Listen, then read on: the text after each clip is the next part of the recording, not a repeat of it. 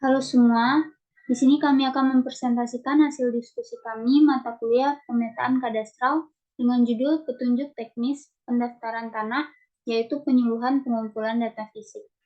Dengan saya, Grace Monance Putri, dengan NIM 221360053 dan rekan saya, Gilang Ramadan 221361101. Sebelumnya yang terhormat dosen pengampu, yaitu Bapak Ariolfa, STMSC. Baik, kita akan membahas materi ini. Sebelumnya, saya serahkan kepada Gilang Ramadan untuk pematerinya.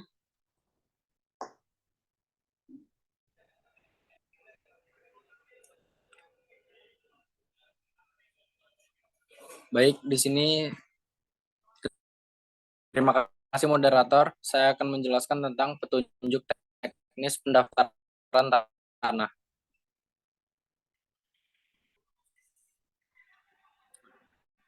Baik, di sini ada beberapa poin tentang pengumpulan data fisik. Yang pertama adalah pengukuran dan pemetaan PTSL. Dibagi menjadi dua, yaitu swakelola, dan swakelola ini dibagi lagi menjadi dua, yaitu petugas ukur ASN dan SKB perorangan. Lalu yang kedua adalah pihak ketiga yang dibagi dua juga menjadi KJ, SKB, dan perusahaan survei, pemetaan, dan IK.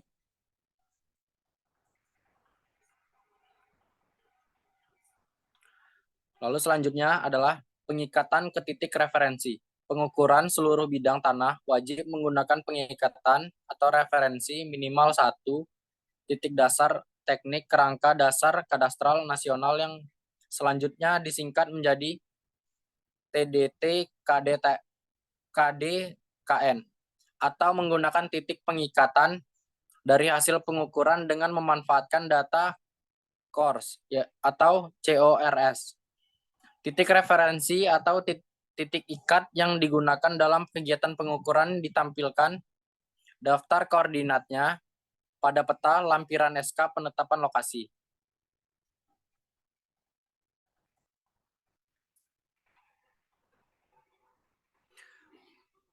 Baik, kita lanjut adalah metode pengukuran di bidang tanah dan pembuatan peta pendaftaran. Pelaksanaan kegiatan pengukuran dan pemetaan bidang tanah sistematis lengkap dapat dilakukan dengan metode. Yang pertama adalah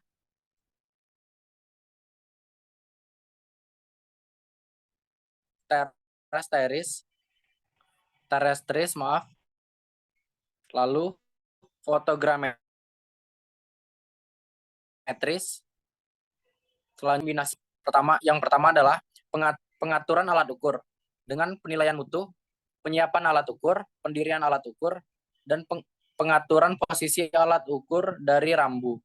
Lalu selanjutnya kegiatannya adalah pengukuran bidang tanah secara terestris. Penilaian mutunya yaitu ada komponen alat, pembacaan sudut dan jarak, perekaman atau pencatatan data. Lalu selanjutnya kegiatan yang terakhir adalah pengukuran bidang tanah secara fotogrametris. Penilaian mutunya ada 4, yaitu identifikasi bidang tanah, pengukuran bidang tanah, pengisian formulir, dan pencantuman data pada foto udara. Baik, kita lanjut.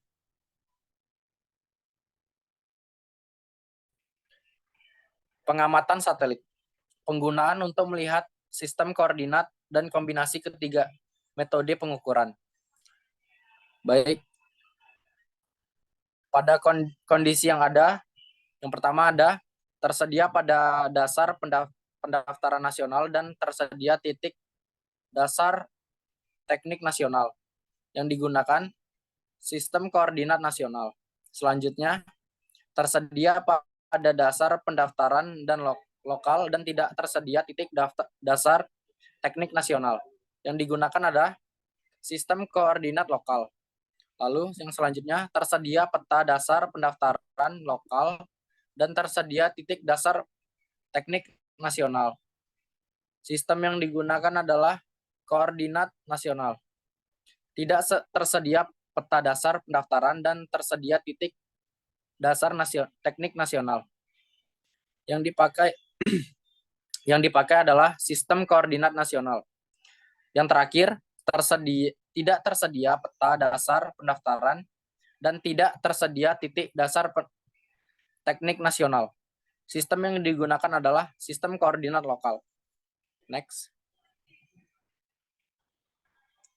Baik, mungkin cukup sekian yang bisa saya sampaikan. Mungkin akan dilanjutkan oleh rekan saya, yaitu Grace-Mon. Pada Grace-Mon, saya kembalikan kepada moderator. Baik, saya sendiri akan melanjutkan materi yang pemasangan dan penetapan batas ukur. Tanda batas ukur dapat berupa titik atau patok batas, pagar, atau tanda batas tetap lainnya yang dapat diidentifikasi di lapangan dan di peta. Pemasangan atau penunjukan tanda batas dilakukan oleh pemilik tanah atau kuasanya.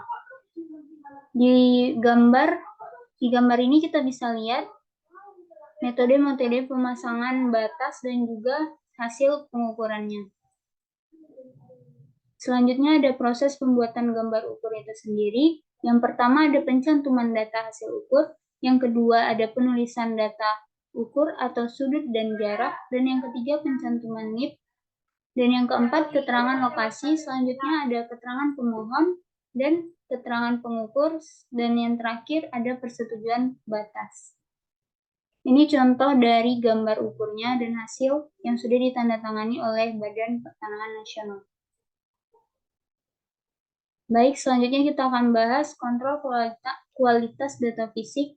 Itu ada beberapa yang dari hasil pengukuran dan pemetaan itu kemudian dikelola dan untuk mengisi dan menandatangani formulir kontrol kualitas itu apakah disetujui atau tidak. Jika disetujui, bisa dilanjutkan dengan verifikasi dan validasi bidang tanah. Jika tidak, diulang untuk pengukuran dan pemetaannya. Dan jika setelah diverifikasi, selanjutnya akan dilanjutkan ke arsip dokumen atau penyimpanan dokumen. Sekian dari presentasi kami. Mohon maaf bila ada kesalahan. Saya sendiri, moderator, undur diri, dan juga rekan saya Gilang Ramadan. Sampai jumpa.